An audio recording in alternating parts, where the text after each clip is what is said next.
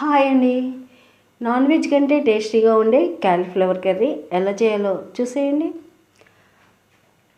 Stove on చేసుకుని ఒక గిన్నె పెట్టుకుని 1/2 లీటర్ వాటర్ వేసుకుని కొద్దిగా ఉప్పు పసుపు వేసుకుని వాటర్ మరుగుతుండగా బాగా కడిగి పెట్టుకున్న క్యాలీఫ్లవర్ ముక్కల్ని యాడ్ చేసుకోవాలి.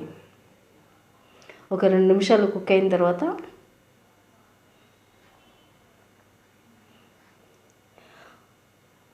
వాటర్ లేకుండా స్ట్రెయిన్ చేసుకుని క్యాలీఫ్లవర్ ముక్కల్ని సైడ్కి పెట్టుకోవాలి.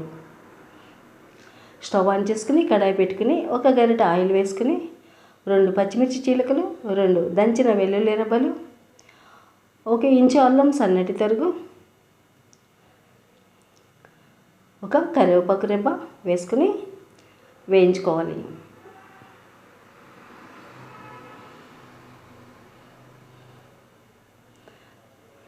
రెండు మీడియం సైజు ఆనియన్స్ తరుగు వేసుకుని కొద్దిగా సాఫ్ట్ అయినంత వరకు వేయించుకోవాలి.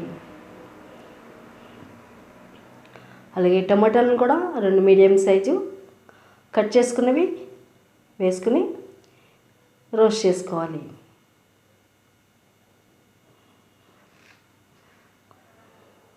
కాస్త మగ్గిన తర్వాత టేస్ట్కి సరిపడా సాల్ట్, 1/2 స్పూన్ కారం, 1/2 స్పూన్ పసుపు,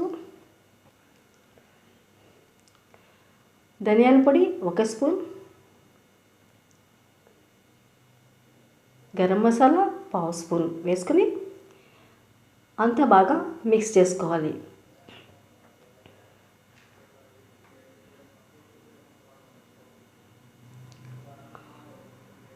ఆనియన్స్ టమాటాస్ బాగా మగ్గాయి.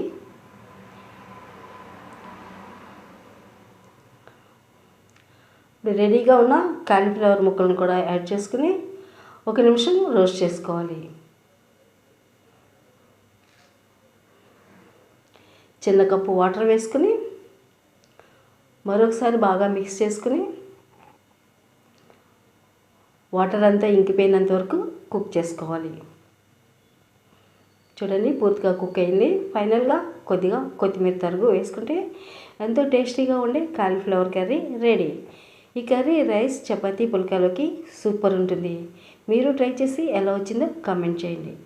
ఈ వీడియో మీకు నచ్చినట్లయితే మీ ఫ్రెండ్స్ అండ్ ఫ్యామిలీ మెంబర్స్కి షేర్ చేయండి.